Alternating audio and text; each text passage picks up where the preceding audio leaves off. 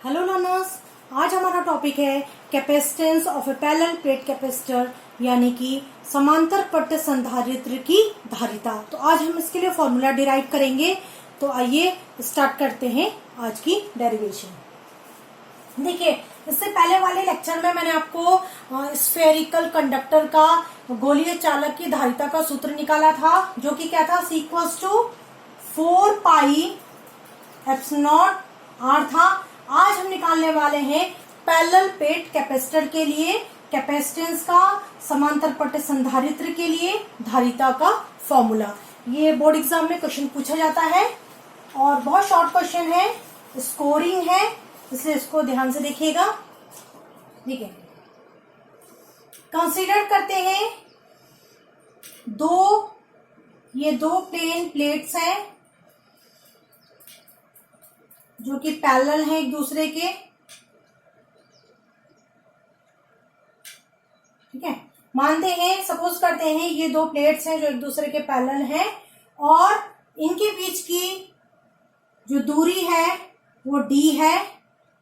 इसका जो एरिया है इस प्लेट का वो a है और इस प्लेट का भी जो एरिया है वो a है, यानी कि दोनों प्लेट्स का जो इंडिविजुअल जो एरिया है प्रत्येक प्लेट का वो क्या है, a है। और इन दोनों प्लेट्स की बीच की दूरी d है। ध्यान रखिएगा, ये जो d होता है, इन दोनों प्लेट्स के बीच की जो दूरी होती है इसको बहुत कम रखा जाता है, क्योंकि जितना हम कम दूरी रखेंगे उतना ज्यादा कैपेसिटेंस अधिक होगा, उतनी ज्यादा धारिता अधिक होगी।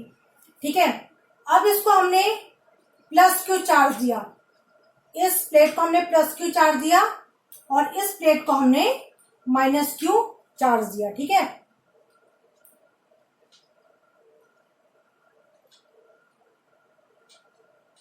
जो इलेक्ट्रिक फील्ड का डायरेक्शन होगा वो कुछ ऐसा होगा, फ्रॉम पॉजिटिव टू नेगेटिव, यानी पॉजिटिव से धनावेश से ऋणावेश की तरफ, ये होगा इलेक्ट्रिक फील्ड का डायरेक्शन। ठीक है, अब इन दो प्लेट्स के बीच इलेक्ट्रिक फील्ड क्या होगा, दो समांतर पट्ट संधारित्र के बीच विद्युत क्षेत्र का जो फॉर्मूला होगा वो होगा E sigma divided by 2 epsilon not plus sigma divided by 2 epsilon not. अब ये फॉर्मूला कहां से आया तो मैं आपको बता देती हूँ। देखिए, जहां हमने electric field due to an infinite plane sheet of charge पढ़ा था, जिस वीडियो लेक्चर में मैंने आपको पढ़ाया था कि अनंत आवेशित समतल चादर के कारण जो विद्युत क्षेत्र की तीव्रता का जो फॉर्मूला था वो क्या था, याद करिए आप, वो था E sigma divided by 2 epsilon not, यही था।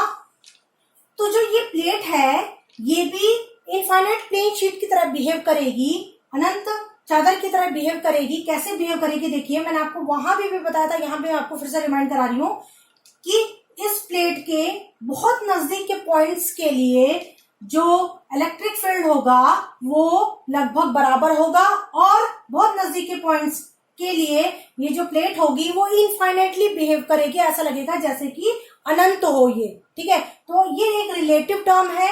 आप किसके रिलेटिव ले रहे हैं, उस पॉइंट के रिलेटिव ले रहे हैं जो पॉइंट इस प्लेट के बहुत नजदीक है। तो बहुत नजदीकी पॉइंट्स के लिए जो इलेक्ट्रिक फील्ड की वैल्यू थी वो हमने बताया था, sigma divided by 2 epsilon not थी। तो ये sigma divided by 2 epsilon not इस प्लेट के कारण इन दोनों प्लेट्स के बीच में जो इलेक्ट्रिक फील्ड की वैल्यू है वो ये है, और ये इलेक्ट्रिक फील्ड की वैल्यू वो है जो इस प्लेट के कारण है। ठीक है, इस प्लेट के कारण इन दोनों प्लेट्स के बीच में जो इलेक्ट्रिक फील्ड की वैल्यू है वो ये है। तो अब आप समझ में आ गया कि इस प्लेट के कारण जो यहाँ पे जो इलेक्ट्रिक फील्ड की वैल्यू है वो ये है और इस प्लेट के कारण जो इलेक्ट्रिक फील्ड की वैल्यू यहाँ पे है वो ये है। तो जो नेट इलेक्ट्रिक फील्ड होगा वो इन दोनों का आप ऐड करोगे तो ये हो जाएगा, इसको सॉल्व करोगे तो ये आ जाएगा sigma divided by epsilon not. ये क्लियर हो रहा है ना आपको कि sigma divided by 2 epsilon not कहां से आया।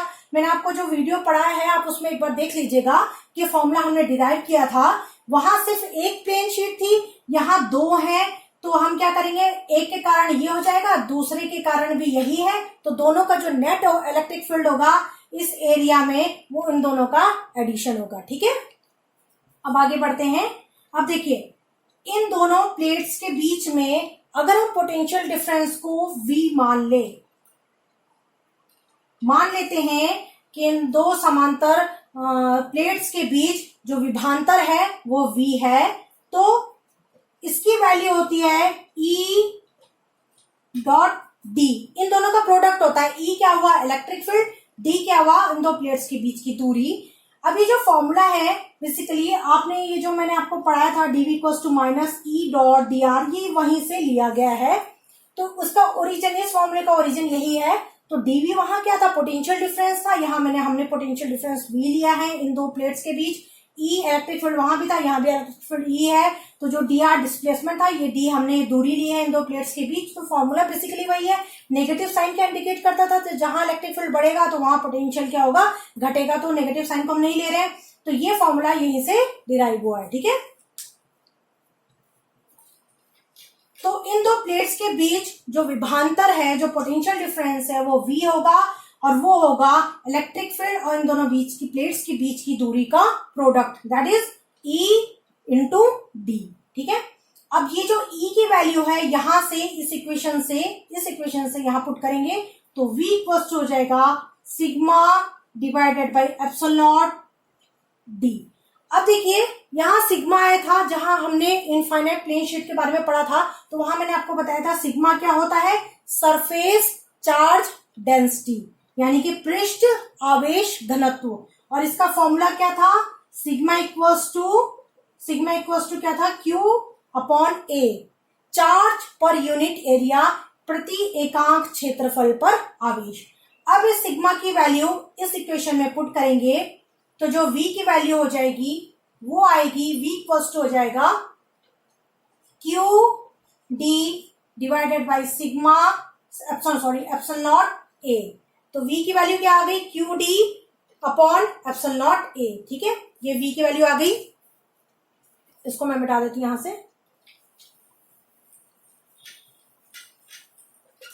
अब देखिए, अगर हम मानते हैं कि इस कैपेसिटर का, इस पैरेलल प्लेट कैपेसिटर का जो कैपेसिटेंस है, जो संधारित्र है, इस जो संधारित्र की जो धारिता है वो C है, तो हमें पता है C equals to Q upon V होता है, हमें पता है। इस V, ये जो V है, इस इक्वेशन से यहां पुट करेंगे तो ये जाएगा C equals to Q divided by V की वैल्यू क्या है, Q D divided by epsilon nought A।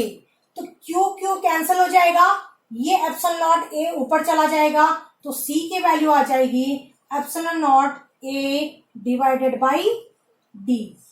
तो ये है पैरेलल प्लेट कैपेसिटर के लिए कैपेसिटेंस का फॉर्मूला। समांतर पट्ट संधारित्र की धारिता का सूत्र क्या होता है, C equals to epsilon nought A divided by D।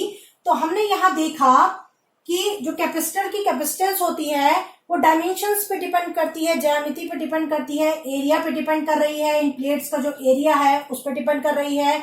यानी एरिया अगर प्लेट का बढ़ेगा तो कैपेसिटेंस भी बढ़ेगा। दूरी पे डिपेंड कर रही है दो प्लेट्स के बीच की, अगर यानी दूरी घटेगी तो कैपेसिटेंस बढ़ेगा, और अगर दूरी बढ़ेगी तो कैपेसिटेंस घटेगा।